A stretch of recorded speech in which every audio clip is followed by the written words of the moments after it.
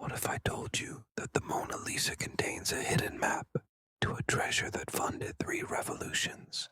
That Michelangelo wasn't just painting the Sistine Chapel, he was creating a coded manual for overthrowing the Catholic Church. That every Renaissance masterpiece, every famous painting hanging in the world's greatest museums, contains secret messages from a brotherhood that has controlled world events for over 500 years. Tonight, you'll discover how Leonardo da Vinci founded a secret society of artists who toppled governments, elevated emperors, and orchestrated the French Revolution, all through their art, from the Vatican's hidden chambers to the founding of America, from Picasso's coded paintings to Disney's psychological programming. Their symbols are everywhere. Once you learn to see them, you'll find them in every museum, every movie, every song that moves you.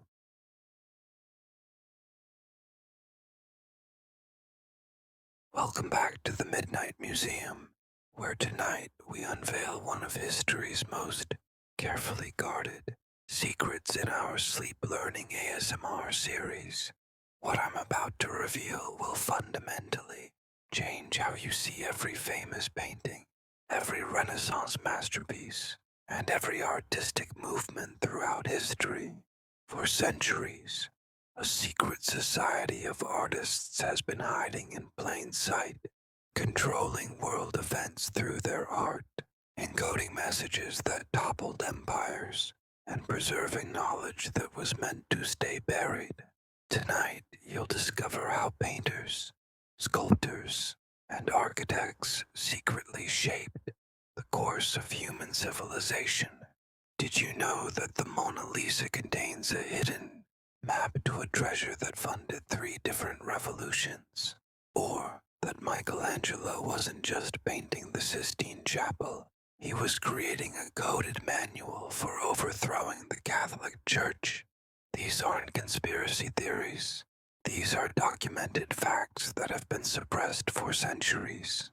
The society I'm going to tell you about tonight has no official name, no membership lists, and no headquarters. Yet their influence spans from ancient Egypt to modern times. They've been called the Illuminated Artists, the Brotherhood of the Sacred Geometry, and the Keepers of the Hidden Light. But their true identity has remained secret until now. Their symbol appears in hundreds of famous artworks, hidden in shadows, embedded in architectural details, woven into the fabric of paintings that hang in the world's greatest museums. Once you learn to see it, you'll find it everywhere, a silent signature left by artists who wielded more power than kings. These weren't just painters and sculptors. They were scientists, mathematicians, philosophers, and revolutionaries who used art as their weapon of choice. While others fought with swords and armies, they changed the world with brushstrokes and chisels, encoding their true messages in symbols that only fellow members could decode. Tonight, as you drift into peaceful sleep, your mind will absorb the incredible story of how art became the ultimate tool of power. You'll learn about secret meetings in hidden chambers beneath famous cathedrals, about coded messages passed through commissioned portraits, and about masterpieces that were never meant to be seen by ordinary eyes. The evidence has been hiding in plain sight for centuries. Museum curators know it. Art historians whisper about it, but the full truth has never been revealed to the public until tonight.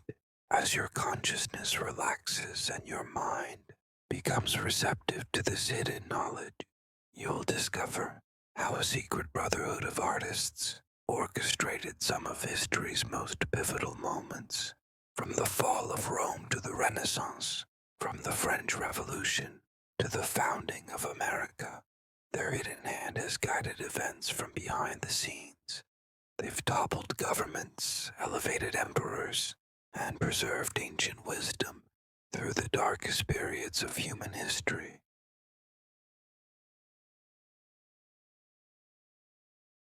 But their greatest secret isn't what they've done, it's what they're still doing. The society never disbanded, they never stopped working. Even today, their influence continues. Their symbols still appear in modern art, and their agenda continues to unfold through carefully orchestrated cultural movements. Get comfortable now as we begin this journey into the shadows of art history. Let your mind open to possibilities you never imagined as we explore how creativity became the ultimate source of control and how the world's greatest artists were actually its most powerful secret agents.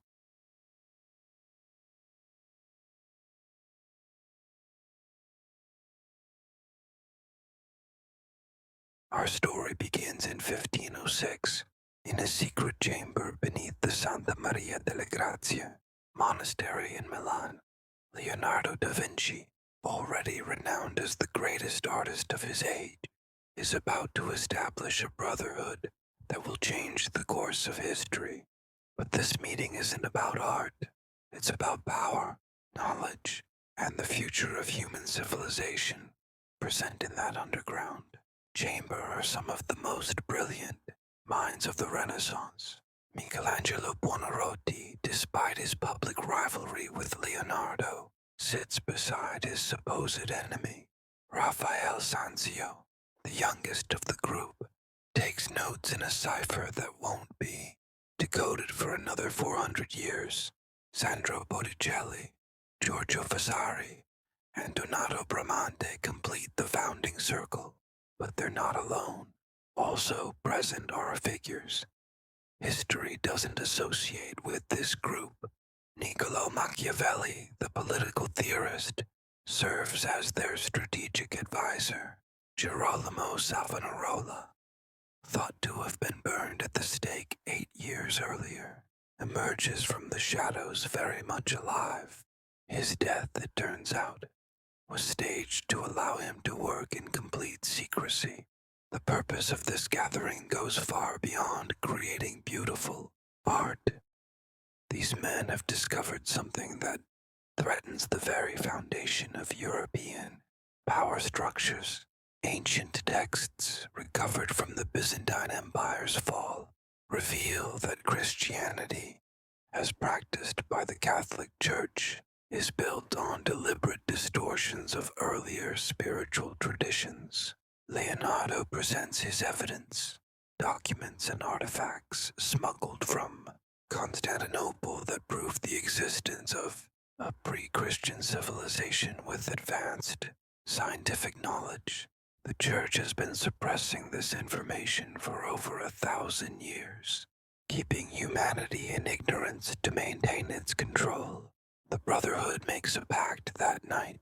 They will use their positions as artists, the most trusted and celebrated members of society, to preserve and gradually reveal this hidden knowledge. But they must be careful. Direct challenge to the Church means death, so they will work through symbols, hidden meanings, and coded messages embedded in their art. Leonardo reveals the method they will use, a system of symbolic encoding based on sacred geometry, mathematical principles, and alchemical symbols. Each member will embed these codes in their works, creating a vast network of hidden information that can only be decoded by fellow initiates. The Mona Lisa, Leonardo explains, is their first major success. What appears to be a simple portrait is actually a complex map. The subject's enigmatic smile isn't mysterious. It's indicating the location of a specific landmark. Her hands, positioned in seemingly natural poses, are actually forming geometric shapes that, when decoded, reveal coordinates.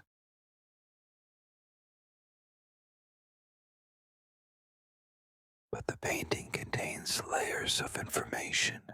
The landscape behind her isn't fictional.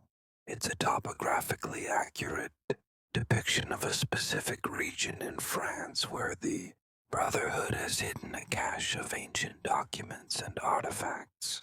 The sfumato technique Leonardo pioneered isn't just artistic innovation, it's a method of hiding additional symbols in the subtle gradations of light and shadow.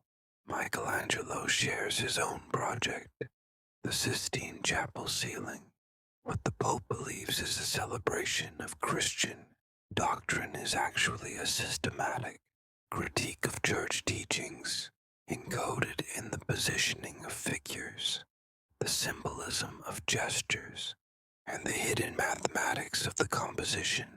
The famous scene of God giving life to Adam contains a revolutionary message. The shape surrounding God and the angels isn't a cloud. It's an anatomically perfect cross-section of the human brain. Michelangelo is suggesting that divine consciousness resides within human minds, not in external deities, a concept that directly contradicts Catholic doctrine. Each figure on the ceiling tells part of a larger story, the true history of human spiritual development. The symbols aren't just pagan prophets included for artistic balance. They represent the pre-Christian wisdom traditions that the Church has suppressed. Their scrolls and books contain symbols that, when decoded, reveal specific philosophical and scientific knowledge. Raphael describes his contribution to the Brotherhood's mission. His School of Athens, painted in the Vatican itself, is a bold statement of their beliefs. While appearing to honor classical learning, it's actually a detailed blueprint for the society's organizational structure and goals. Each philosopher depicted represents a different aspect of the Brotherhood's knowledge. Plato and Aristotle, at the center, represent the balance between spiritual insight and empirical observation that the society seeks to achieve. But the other figures aren't just random classical thinkers. They're coded representations of contemporary Brotherhood members and their specific roles. The architectural setting isn't based on any real classical building. It's Raphael's vision of the perfect learning institution that the Brotherhood hopes to establish. The geometric patterns in the floor, the proportions of the arches, and the positioning of the figures all encode specific information about the society's plans for educational and social reform. Botticelli reveals how his seemingly mythological paintings serve the Brotherhood's purposes. The birth of Venus isn't just a celebration of classical beauty, it's an allegory for the emergence of hidden wisdom from the depths of suppressed knowledge. Venus rising from the sea represents the Brotherhood's mission to bring ancient truth back to the surface of human consciousness.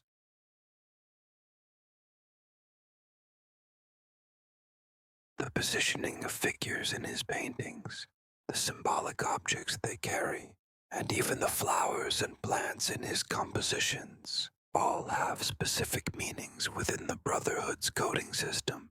His works serve as textbooks for initiated members, preserving and transmitting knowledge that can't be safely written down. As the founding meeting concludes, the brothers establish their operational procedures. They will maintain public personas as competing artists, but privately they will coordinate their efforts.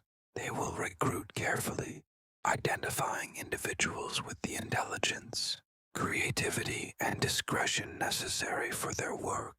Most importantly, they will create a system of succession that ensures the Brotherhood's survival across generations.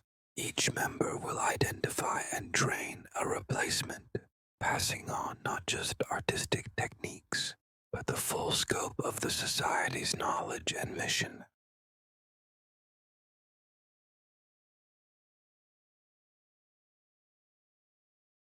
The Brotherhood of Illuminated artists couldn't have succeeded without financial backing, and they found their perfect partners in the most powerful banking family in Europe, the Medici.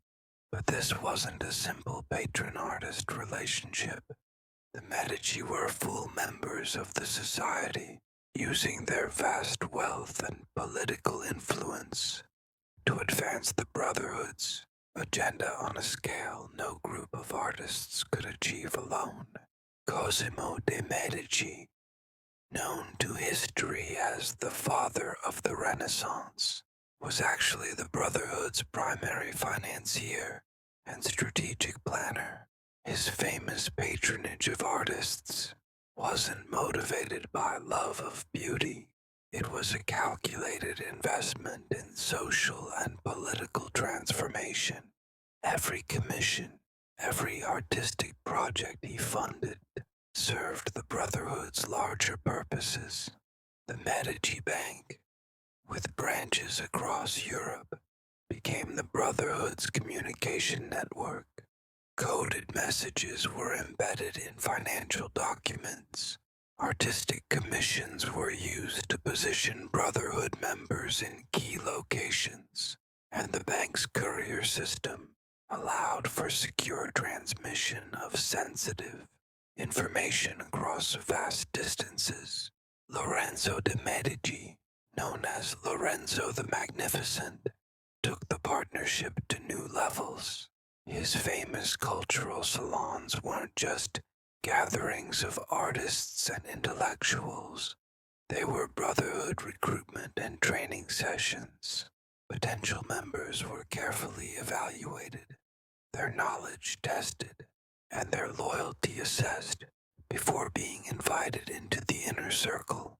The Medici Palace itself was designed as a Brotherhood headquarters. Secret chambers were built into the structure, accessible only to initiated members. These rooms contained the society's most valuable assets, ancient texts, artifacts, and documents that proved their theories about suppressed history and hidden knowledge. But the Medici connection went deeper than simple financial support. The family had their own reasons for opposing the established power structure.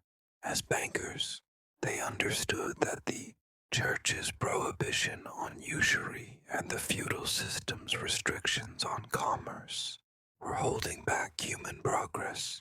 The Brotherhood's vision of an enlightened society aligned perfectly with their business interests. Giovanni di Bici de' Medici, the founder of the banking dynasty, had discovered financial records from the Byzantine Empire that revealed the true extent of the Catholic Church's wealth and corruption. These documents proved that the Church had been systematically looting conquered territories and suppressing technological advancement to maintain its monopoly on knowledge. The partnership allowed the Brotherhood to operate on an unprecedented scale. Instead of working individually or in small groups, they could now coordinate continent-wide campaigns. The Medici network allowed them to influence politics in multiple countries simultaneously, funding artistic projects that would shape public opinion and cultural development.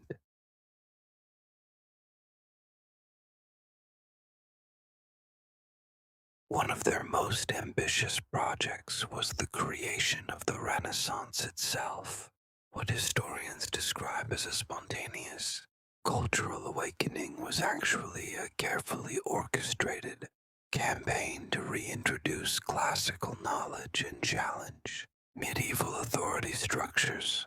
The timing, the locations, and the specific focus areas were all planned in advance. The Brotherhood used Medici resources to establish libraries, academies, and workshops across Europe. These institutions appeared to be simple centers of learning and artistic production, but they were actually recruitment and training centers for new Brotherhood members. The most promising students were gradually introduced to the society's true purposes. The famous Platonic Academy founded by Cosimo wasn't just a philosophical discussion group, it was a brotherhood think tank where members developed strategies for social transformation. The Academy's focus on Platonic idealism provided perfect cover for discussing revolutionary political and social concepts. Marsilio Ficino, the Academy's supposed leader, was actually one of the Brotherhood's most skilled code makers. His translations of Plato and other classical authors contained hidden modifications that embedded Brotherhood teachings into seemingly orthodox texts. These altered translations were then copied and distributed throughout Europe, gradually changing how people understood classical philosophy. Pico della Mirandola, another Academy member, used his famous oration on the dignity of man to introduce brotherhood concepts about human potential and the illegitimacy of external authority. What appeared to be humanistic philosophy was actually revolutionary political theory disguised in acceptable academic language. The Medici also provided the Brotherhood with access to the highest levels of church hierarchy through carefully managed loans and financial arrangements. They gained influence over papal elections and church policies. Several popes, including Leo X, were either Brotherhood members or sympathizers who secretly supported their agenda. This infiltration of church leadership allowed the Brotherhood to work from within the very institution they sought to transform. They could commission artworks for Catholic spaces that contained their coded messages, ensure that certain dangerous knowledge was preserved rather than destroyed, and gradually introduce reforms that appeared to come from church leadership itself. The Medici Bank's international network also allowed the Brotherhood to coordinate with similar societies in other countries. They established connections with Islamic scholars in Spain, Jewish mystical traditions in Eastern Europe, and emerging humanist movements in Northern Europe. This created a vast underground network of knowledge preservation and exchange.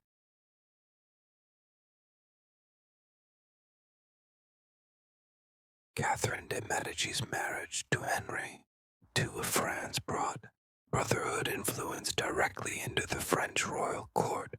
Her famous patronage of artists and architects wasn't just cultural enthusiasm, it was a systematic effort to embed Brotherhood members and symbols into the heart of French power structures.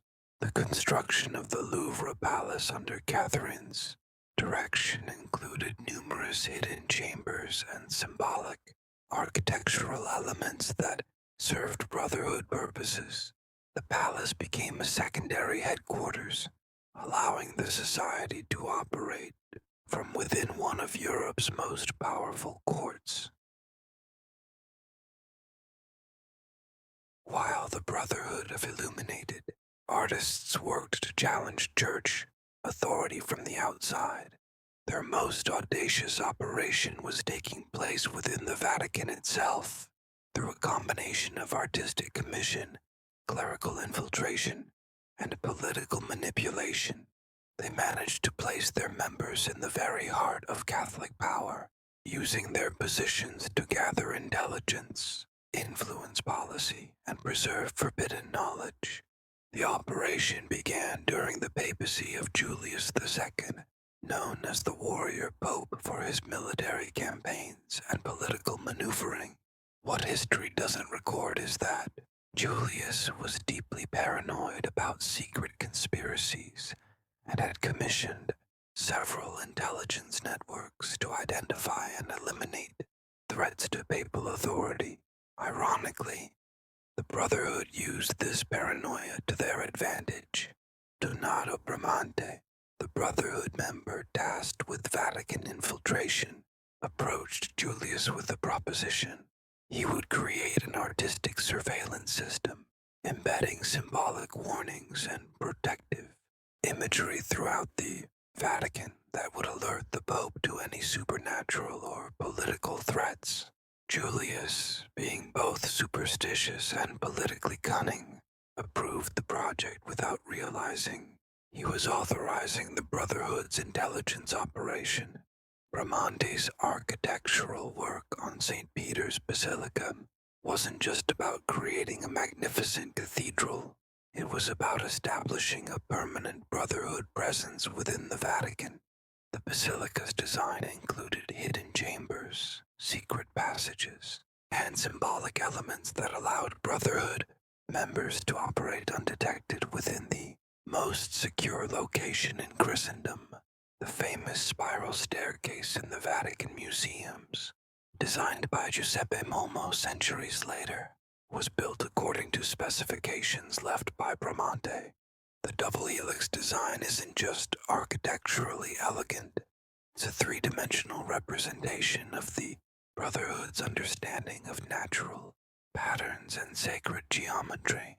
Brotherhood members could identify each other by how they moved through this space, but Bramante's masterstroke was securing the commission for Michelangelo to paint the Sistine Chapel ceiling. What appeared to be the Pope's desire for magnificent religious art was actually Bramante maneuvering to place a Brotherhood member in a position where he could create the ultimate coded message system right above the heads of church leadership. Michelangelo's work in the Sistine Chapel represents the boldest intelligence operation in history, while cardinals and popes gathered below to conduct a church business.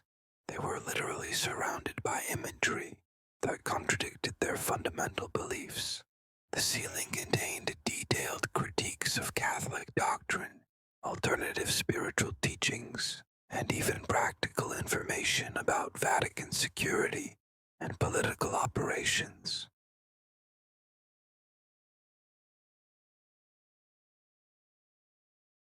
The famous Sistine Chapel frescoes weren't painted by Michelangelo alone.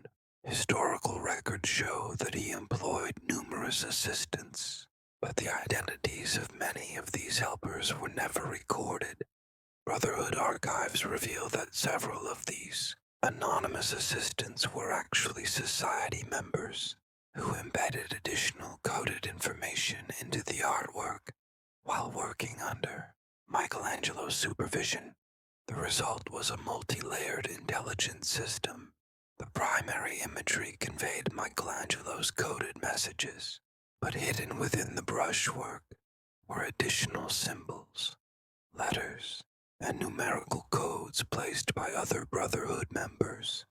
This created redundant information systems that ensured their messages would survive even if some elements were discovered and removed.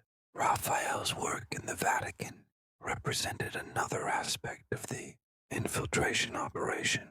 His portraits of popes and cardinals weren't just artistic commissions. They were intelligence-gathering exercises. The extended sitting sessions required for portrait painting allowed Raphael to observe and document the private conversations, personal habits, and political relationships of church leadership.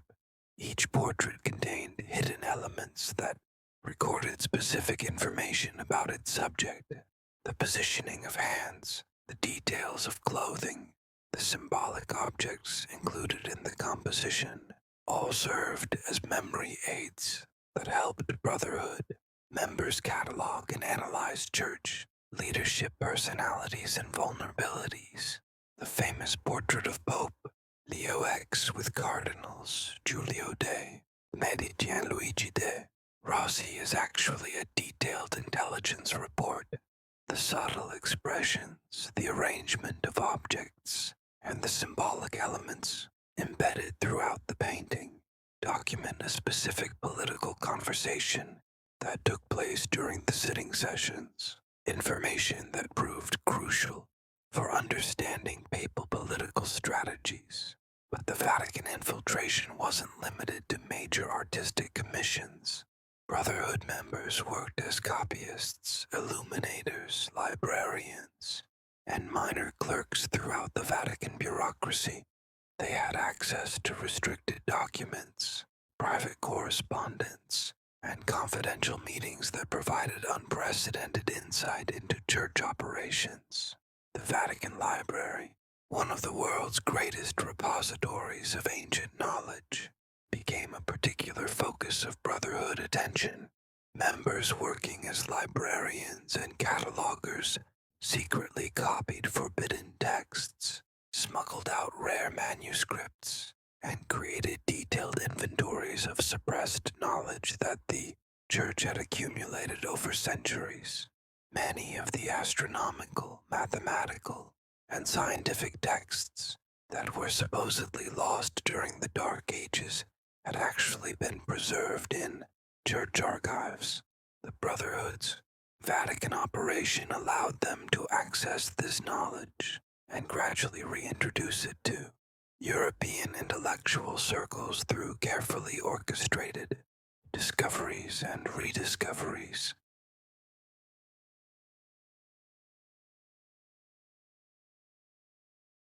The operation also allowed the Brotherhood to influence papal policies and appointments through their network of informants and infiltrators. They could predict and sometimes manipulate church decisions. They promoted allies to positions of authority and maneuvered opponents into vulnerable situations where they could be discredited or removed. Cardinal Alessandro Farnese, who later became Pope Paul III, was identified as a potential Brotherhood ally early in his career. The society worked behind the scenes to advance his political position within the church hierarchy, providing him with information and support that helped him navigate Vatican politics successfully. When Farnese became Pope, he unknowingly advanced several Brotherhood members to positions of authority within the church.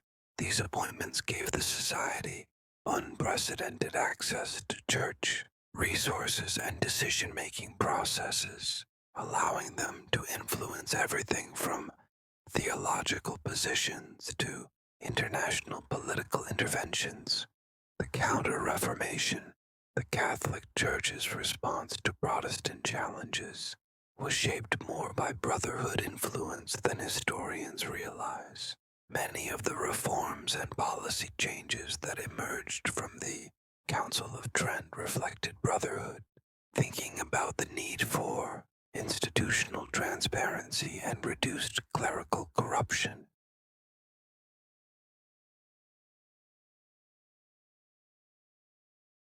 While the Italian Brotherhood worked to transform society from within established power structures, a parallel network emerged in Northern Europe under the leadership of Albrecht Dürer. This northern branch of the society took a more revolutionary approach, working directly to undermine existing authorities and create new forms of social organization. Dürer's famous travels throughout Europe weren't artistic pilgrimages. They were recruitment and coordination missions. He established Brotherhood cells in major cities across Germany, the Netherlands, and France, creating a network that could operate independently of Italian leadership while maintaining coordination with the original society. The invention of the printing press gave the Northern Brotherhood a powerful tool that their Italian counterparts lacked. While the Italians had to embed their messages in unique artworks accessible only to wealthy patrons, Dürer's network could mass-produce coded materials and distribute them throughout the emerging middle class. Dürer's prints and woodcuts served multiple purposes. On the surface, they appeared to be religious or mythological imagery acceptable to church and secular authorities, but embedded within each image were complex, symbolic systems that conveyed practical information about everything from alchemical processes to political organization strategies. His famous series, The Apocalypse, wasn't just a biblical illustration, it was a detailed manual for social revolution. Each woodcut in the series described a different aspect of the Brotherhood's plan for transforming European society. The imagery of divine judgment and worldly destruction served as perfect cover for discussing the overthrow of existing power structures. The Four Horsemen of the Apocalypse, Durer's most famous print, encoded specific instructions for coordinated action across the Brotherhood's network. The positioning of the horses and riders, the symbolic objects they carried, and the landscape elements in the background all conveyed tactical information about timing, targets, and methods for revolutionary activities. But Durer's most important contribution was developing a new communication system that allowed Brotherhood members to identify each other and share information safely. He created a complex symbolic alphabet that could be embedded in any artwork, document, or even architectural element without detection by unauthorized observers. This alphabet was based on geometric principles that appeared to be decorative elements. A circle might represent one letter, a triangle another, and combinations of shapes could spell out complete messages. The system was so subtle that the same symbol could have different meanings depending on its context and the other symbols surrounding it.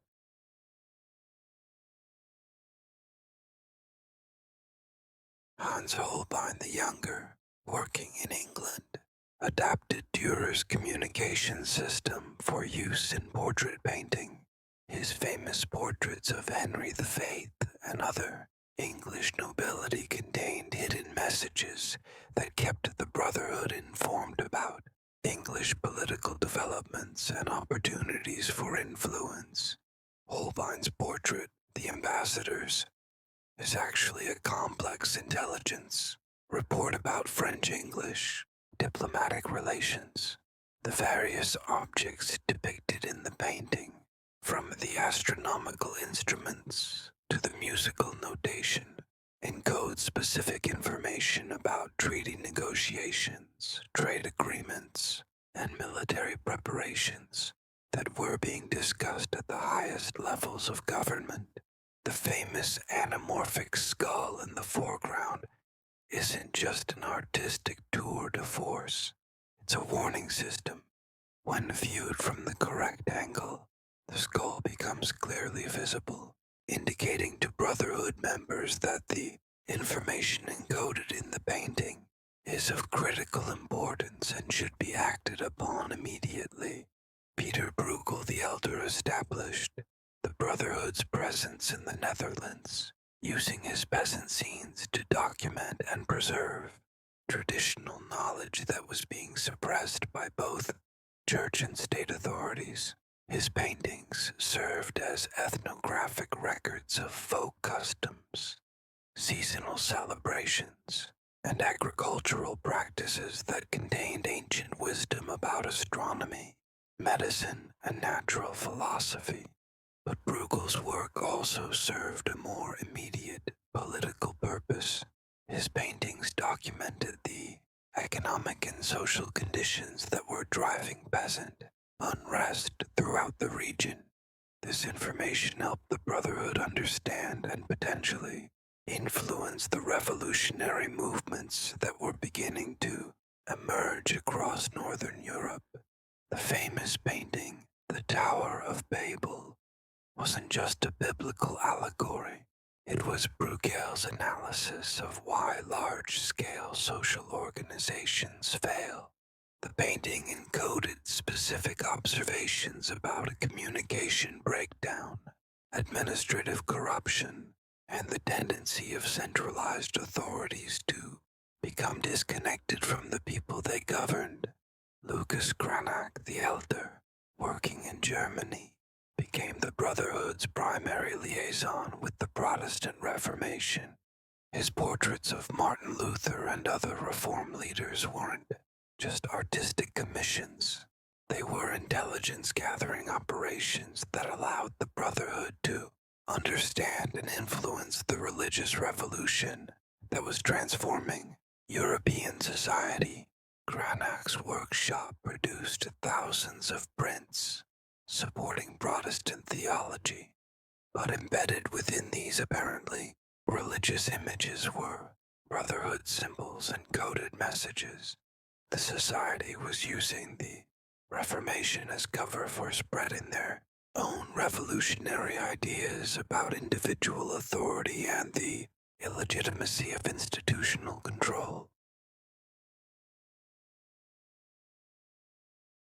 The Brotherhood's influence on the Reformation went beyond simple support for Protestant theology. They actively shaped the development of Protestant ideas about individual conscience, the priesthood of all believers, and the right to challenge religious authority. These concepts aligned perfectly with the society's broader goals of reducing institutional power and promoting individual enlightenment. Jan van Eyck, working earlier in the Northern Network's development, had established many of the techniques that later members would refine. His revolutionary oil painting methods weren't just artistic innovations. They were practical tools for creating more detailed and durable coded messages. Van Eyck's famous Arnolfini portrait demonstrates the Northern Brotherhood's sophisticated approach to information encoding. Every element in the painting, from the dog at the couple's feet to the single lit candle in the chandelier, carries specific meaning within the Brotherhood's symbolic system. The convex mirror in the background reflects not just the room, but additional figures whose identities provide crucial information about the painting's coded message. The Northern Network's most ambitious project was the gradual introduction of democratic concepts into European political thought. Through their influence on Protestant theology, their support for merchant class interests, and their preservation of classical republican ideas, they laid the intellectual groundwork for the democratic revolutions that would sweep Europe and America in later centuries.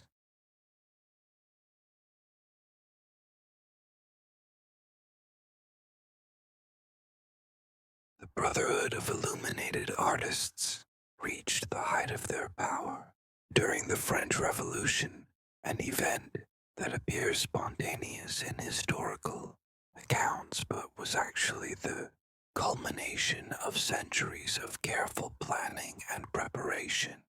The society had spent over 200 years positioning members throughout French cultural and political institutions, waiting for the perfect moment to trigger the transformation they had been working toward since Leonardo's time.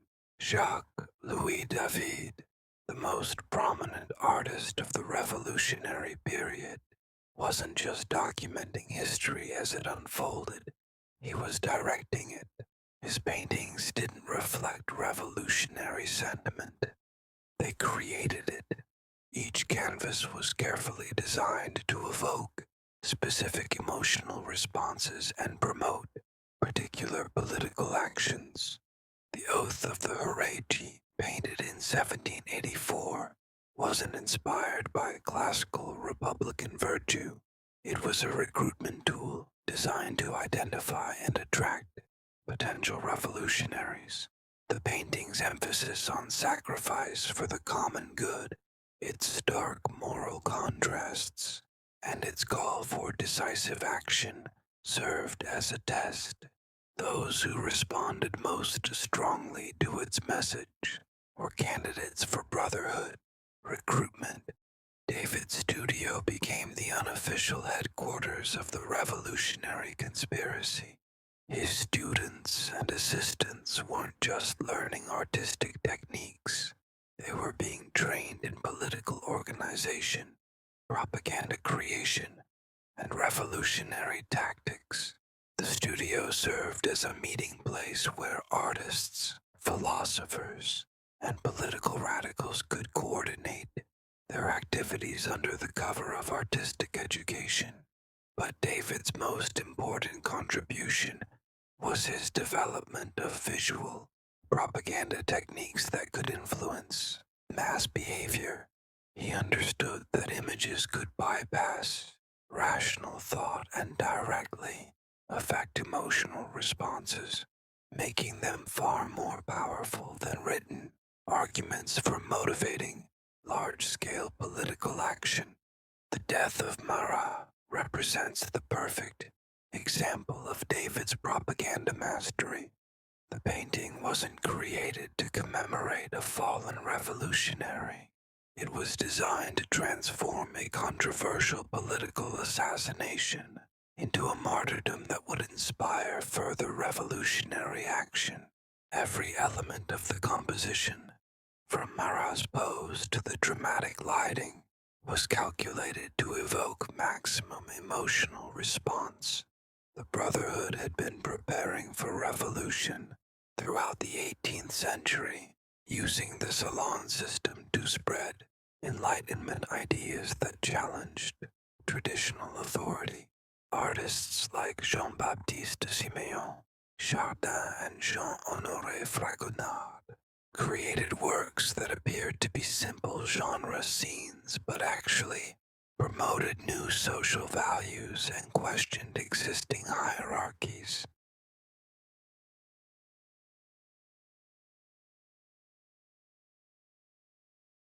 Chardin's domestic scenes presented middle-class life as inherently virtuous, challenging aristocratic claims to moral superiority. His paintings taught viewers to value productive work, family relationships, and practical wisdom over inherited status and courtly sophistication. Fragonard's romantic and erotic scenes weren't just decorative art for aristocratic patrons. They were subtle attacks on the social restrictions and moral hypocrisy of the old regime. By celebrating passion, spontaneity, and individual desire, his paintings undermined the rigid social controls that maintained aristocratic power. The Brotherhood's influence extended beyond individual artists to the entire cultural infrastructure of France. They controlled art academies, influenced government commissions, and shaped public taste through carefully orchestrated campaigns. By the time revolution erupted, they had effectively captured the French cultural apparatus.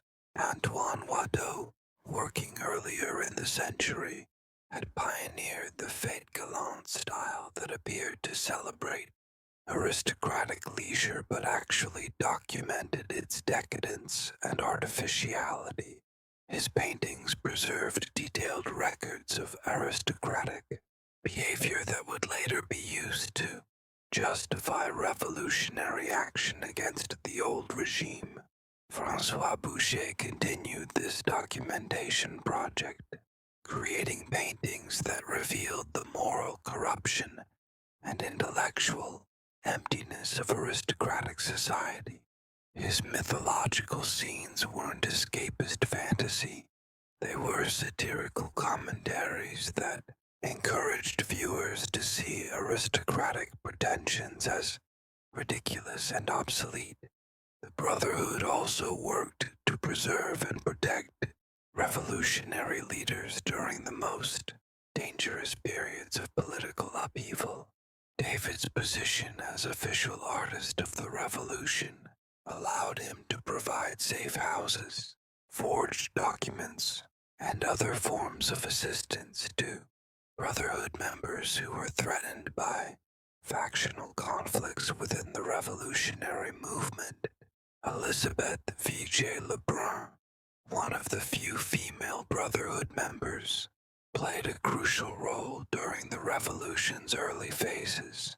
Her position as Marie Antoinette's favorite portraitist gave her unique access to royal conversations and plans. The information she gathered helped the Brotherhood anticipate and prepare for royalist, counter-revolutionary activities. But Vichy Lebrun's portraits of the Queen weren't just intelligence-gathering exercises. They were psychological warfare operations. Each portrait subtly emphasized Marie Antoinette's foreignness, her extravagance, and her disconnection from French suffering. These images helped create the public hatred that made the Queen's eventual execution politically acceptable.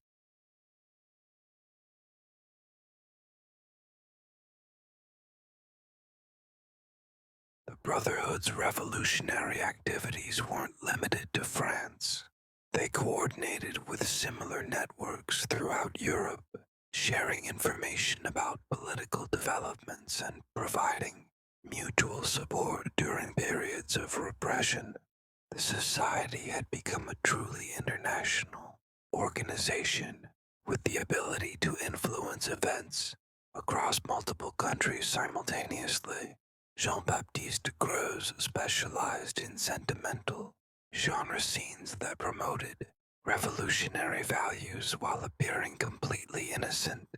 His paintings of virtuous peasants, devoted families, and moral instruction taught viewers to value the common people over their aristocratic oppressors. The famous painting, The Village Bride, wasn't just a charming rural scene. It was a political statement about the superiority of natural relationships over the artificial arrangements preferred by aristocratic society. The painting taught viewers that happiness came from authentic emotions and productive work, not from inherited privilege and social ceremony. Gros's The Father's Curse series demonstrated the Brotherhood's understanding of visual narrative as a tool for political education. The paintings told a complete story about the consequences of violating natural social bonds, providing a template that viewers could apply to their own political situation.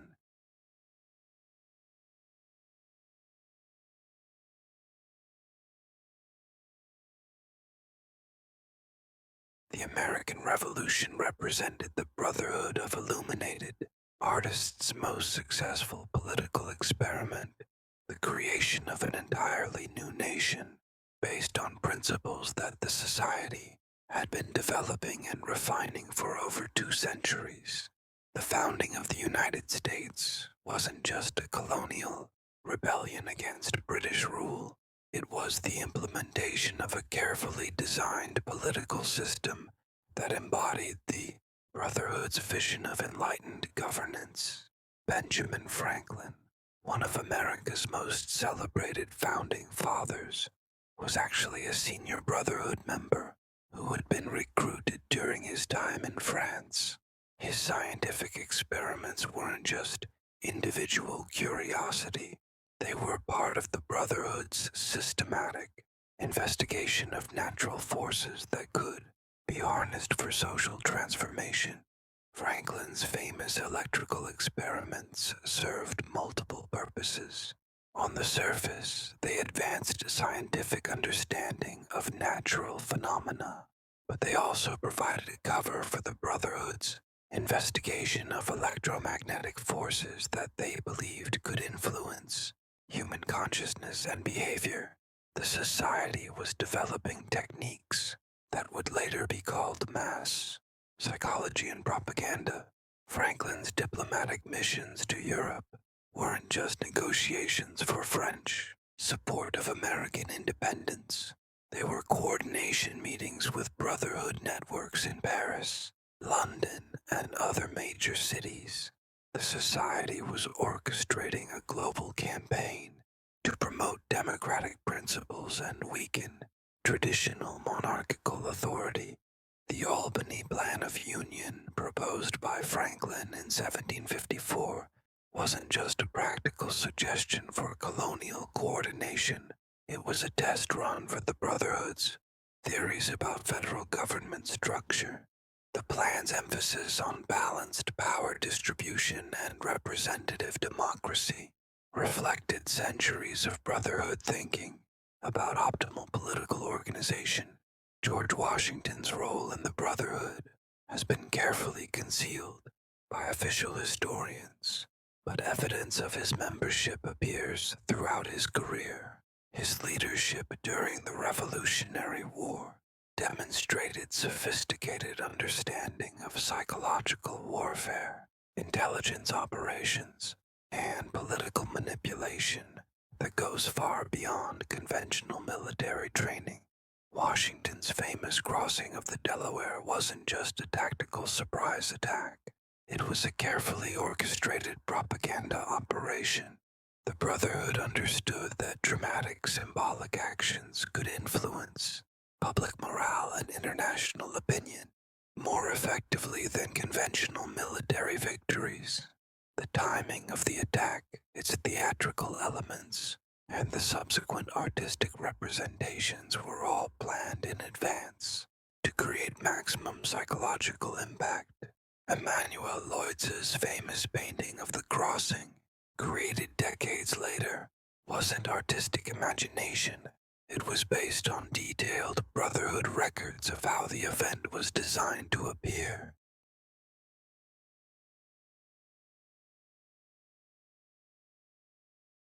Thomas Jefferson's architectural work at Monticello and the University of Virginia demonstrates clear Brotherhood influence.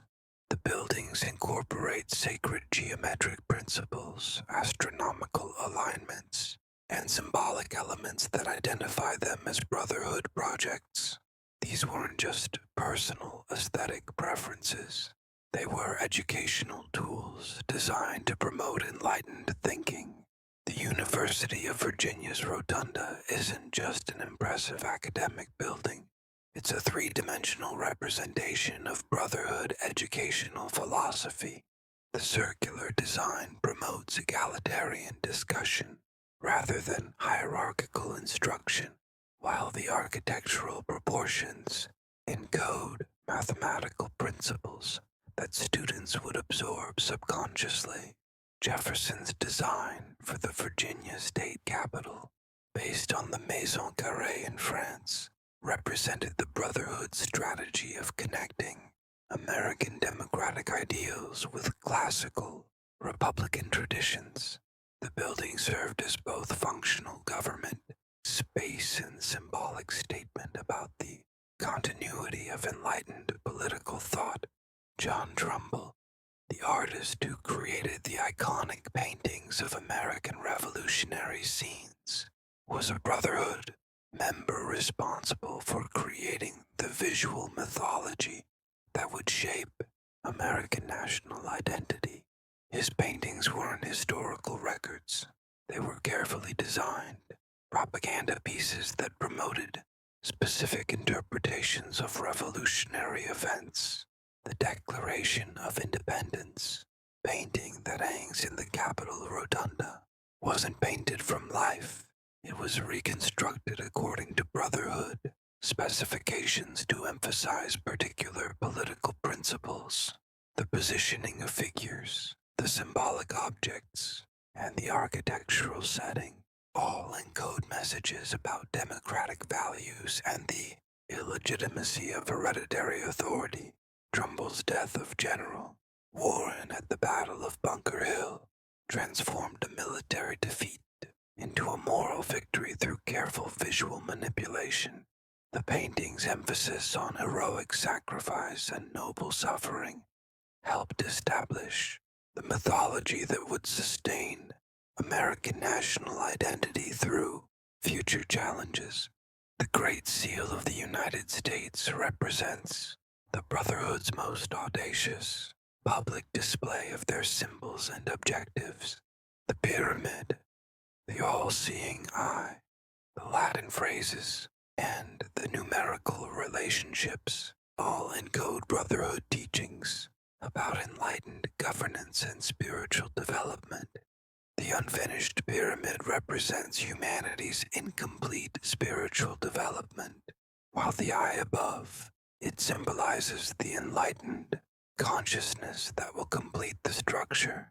The 13 levels of the pyramid correspond to the Brotherhood's 13-stage initiation process, while the Latin phrases annuit coeptus, he has favored our undertakings, and Novus Ordo Seclorum, New Order of the Ages, openly declare the Society's intention to create a new form of human civilization.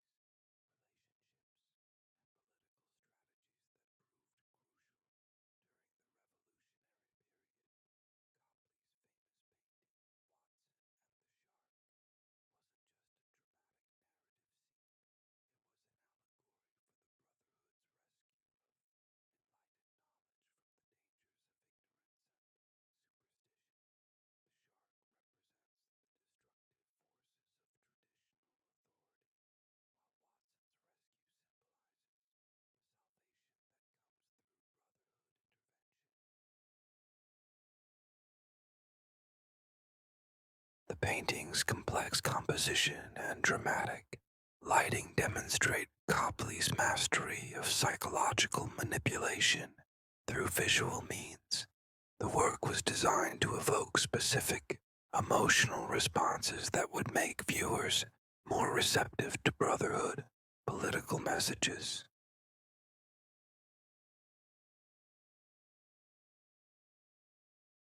As the Industrial Revolution transformed society in the 19th century, the Brotherhood of Illuminated artists faced their greatest challenge and opportunity: the rapid changes in technology, social organization, and economic systems created unprecedented possibilities for human advancement, but also threatened to destroy the traditional cultural structures through which the society had operated for centuries. William Blake, the English artist and poet, emerged as one of the Brotherhood's most important voices during this transitional period. His visionary works weren't just romantic artistic expressions.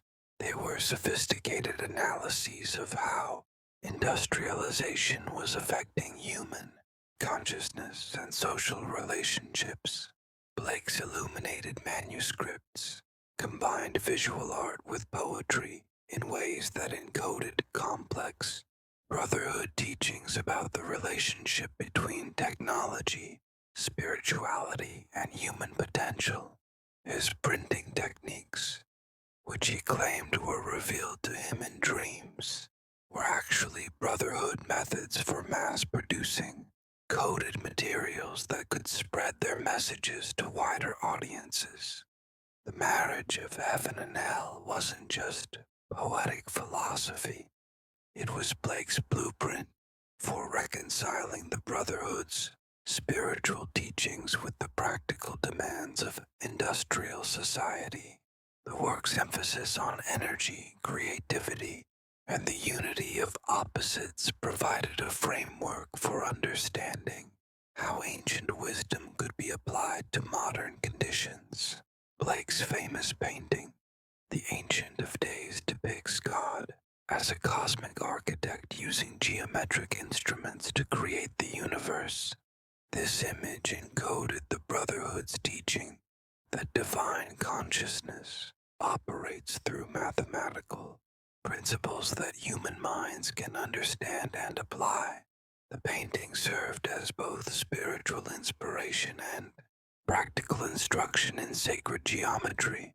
The Brotherhood recognized that industrial technology could either liberate human potential or destroy it, depending on how it was developed and applied.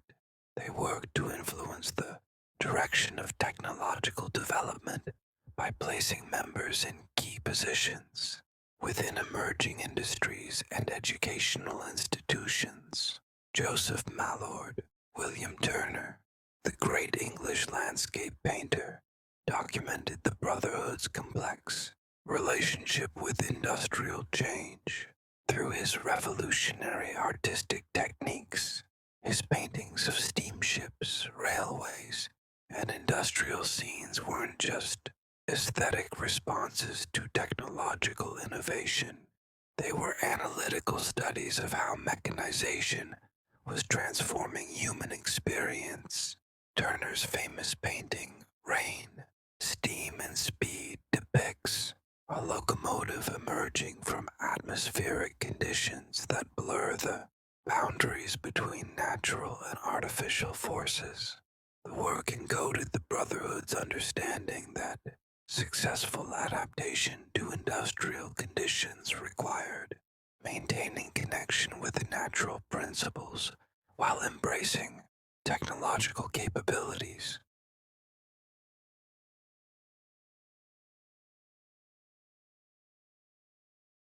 His revolutionary painting techniques, which seemed to abandon traditional realistic representation, were actually sophisticated methods for depicting the psychological and spiritual effects of rapid social change. Turner's later works taught viewers to see beyond surface appearances and understand the deeper forces shaping their world. The Brotherhood's influence extended to the development of photography, a technology that threatened traditional artistic practices, but also offered new possibilities for information, preservation, and transmission. Louis Daguerre, one of photography's pioneers, was a Brotherhood member who ensured that the new medium would serve the society's purposes. Early photographic techniques required long exposure times and complex chemical processes that provided perfect cover for Brotherhood activities. Photography studios became meeting places where members could gather under the pretense of artistic experimentation while actually conducting society business. The Brotherhood developed photographic coding techniques that allowed them to embed hidden information in seemingly ordinary images. Through careful manipulation of lighting, composition, and chemical processing, they could create photographs that contained multiple layers of meaning, visible only to initiated members. Honoré Daumier, the French artist and political satirist, used the new technology of lithography to create mass-produced images that influenced public opinion during periods of political upheaval. His caricatures of political figures weren't just humorous entertainment, they were sophisticated propaganda designed to shape electoral outcomes and policy decisions.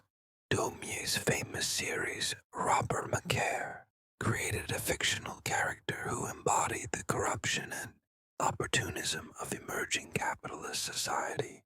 These images taught viewers to recognize and resist the psychological manipulation techniques that were being developed by commercial and political interests. The Brotherhood understood that industrial society would create new forms of social control based on economic dependency rather than traditional authority structures. They worked to develop countermeasures that would preserve individual autonomy and critical thinking in the face of mass production and consumption. Gustave Courbet, the French realist painter, challenged academic artistic traditions while promoting brotherhood, values of authenticity, and social awareness. His paintings of working-class subjects weren't just artistic innovation, they were political statements that dignified ordinary people and questioned social hierarchies. Courbet's famous painting, The Stone Breakers, depicted manual laborers with the same dignity traditionally reserved for aristocratic subjects. This represented the Brotherhood's democratic values and their belief that meaningful work was more valuable than inherited status.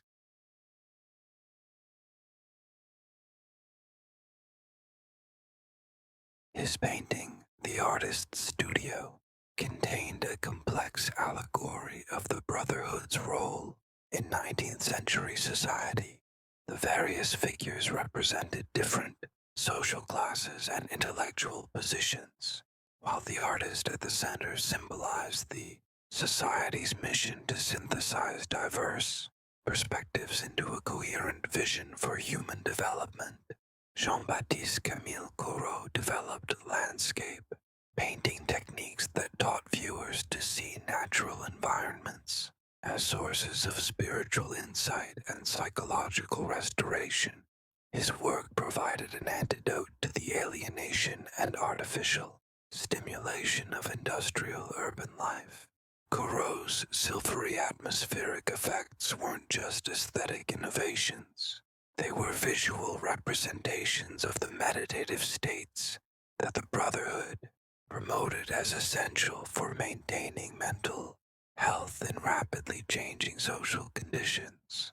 His paintings served as instruction manuals for achieving psychological balance. The Barbizon school of landscape painters, influenced by Corot, established artist colonies that served as brotherhood retreat centers, where members could escape urban industrial pressures and reconnect with natural principles that informed their work.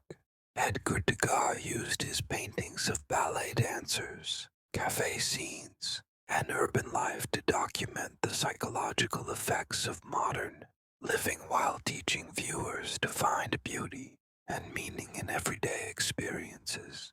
His work helped people adapt to industrial society without losing their humanity. Degas' innovative compositional techniques, influenced by photography, taught viewers to see familiar situations from new perspectives. This perceptual training was part of the Brotherhood's educational program for developing the mental flexibility necessary for navigating rapidly changing social conditions.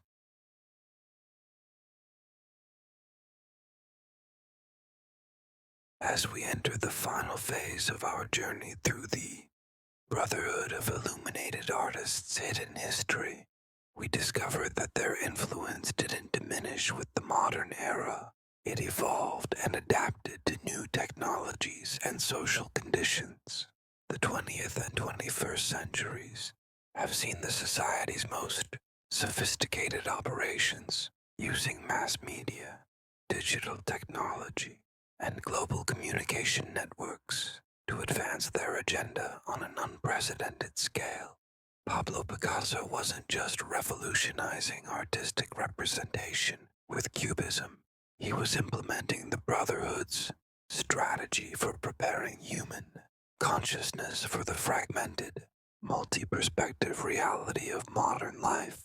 His analytical approach to visual perception taught viewers to see beyond surface appearances and understand the complex, interconnected nature of contemporary existence.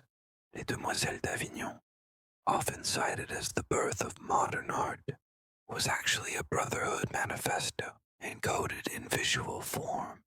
The painting's radical departure from a traditional representation announced the society's intention to abandon centuries-old cultural forms that were no longer adequate for addressing modern conditions.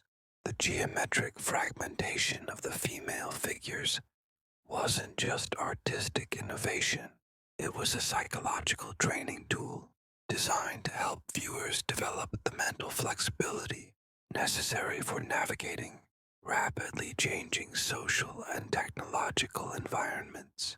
The painting taught people to accept multiple, simultaneous perspectives as normal rather than confusing. Picasso's collaboration with Georges Braque in developing Cubism represented a new phase of brotherhood cooperation, where artists worked together openly rather than maintaining the secretive individual operations that had characterized earlier periods. This shift reflected the society's adaptation to democratic conditions where influence required transparency rather than concealment. The Brotherhood recognized that 20th century warfare would be fought primarily through propaganda and psychological manipulation rather than direct military action. They positioned members throughout emerging mass media industries to ensure that their perspective would influence how major events were presented to public audiences. Sergei Eisenstein, the Soviet filmmaker, applied Brotherhood principles to cinema, creating montage techniques that could influence viewer emotions and political attitudes through carefully orchestrated sequences of images and sounds. His films weren't just entertainment or even propaganda. They were psychological experiments that advanced the society's understanding of mass consciousness manipulation. Eisenstein's famous Odessa Steps sequence in Battleship Potemkin demonstrated how cinematic techniques could create emotional responses that were more powerful than actual historical events. The sequence taught other Brotherhood members how to use visual media to shape public memory and political opinion.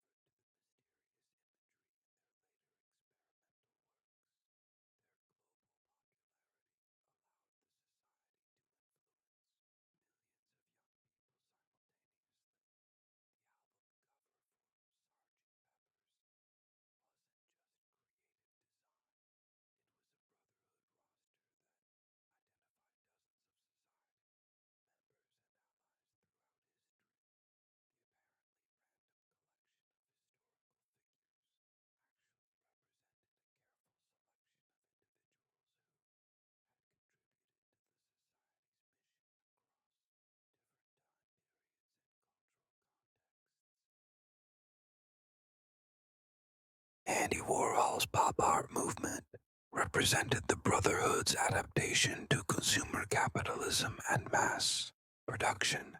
His factory-like studio wasn't just an artistic concept. It was a model for how the society could operate within commercial structures while maintaining their transformative agenda. Warhol's famous silkscreen, portraits of celebrities and consumer products, taught viewers to see the artificial nature of media created, personalities, and commercial marketing. His work provided psychological inoculation against advertising manipulation, while appearing to celebrate consumer culture. The Brotherhood's influence extended to architecture through figures like Frank Gehry, whose deconstructivist buildings challenged conventional spatial relationships and taught people to accept nonlinear, fragmented environments as normal rather than disorienting. Gary's Guggenheim Museum in Bilbao wasn't just architectural innovation, it was a three-dimensional representation of consciousness itself, with flowing, organic forms that mirrored the neural networks of human thought processes. The building served as both cultural institution and consciousness-altering environment. Contemporary street artists like Banksy represent the society's current strategy of using anonymous, guerrilla tactics to place their messages directly into public spaces where they can influence mass consciousness without institutional mediation. These artists operate outside traditional cultural gatekeepers while maintaining sophisticated artistic and political strategies. Banksy's politically charged stencils and installations aren't just social commentary. They're continuation of the Brotherhood's centuries-old mission to challenge authority and promote individual critical thinking. The anonymous nature of the work allows for maximum message impact while protecting the artist from retaliation.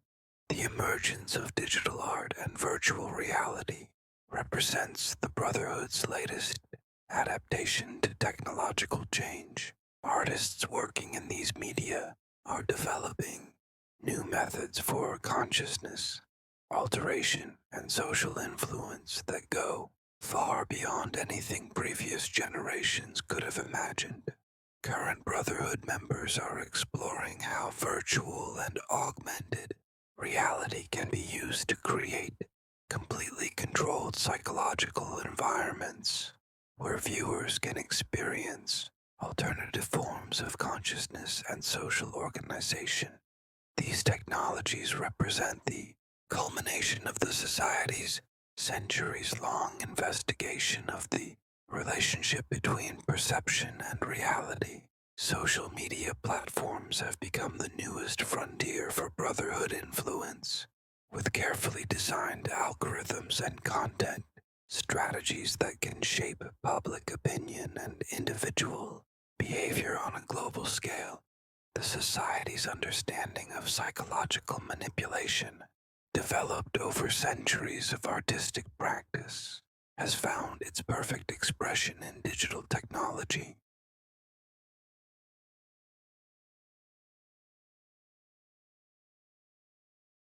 As you rest peacefully now, absorbing this incredible history of hidden influence and artistic conspiracy, remember that you've become part of this ancient tradition simply by learning these secrets. The Brotherhood's knowledge lives on in everyone who understands how art, consciousness, and social power intersect. The story continues today in every museum you visit, every film you watch, every song that moves you. The Brotherhood of Illuminated Artists never disbanded. They simply evolved, adapting their methods to new conditions while maintaining their fundamental mission of guiding human consciousness toward greater understanding and freedom. Sleep peacefully, knowing that creativity itself is the ultimate source of power, and that artists throughout history have been secretly working to expand human potential and create a more enlightened world. Their hidden influence surrounds you every day, encoded in the images, sounds, and spaces that shape your perception of reality. The Midnight Museum never closes, and you are now one of its initiated visitors, carrying forward the ancient tradition of transforming the world through the mysterious power of art and consciousness.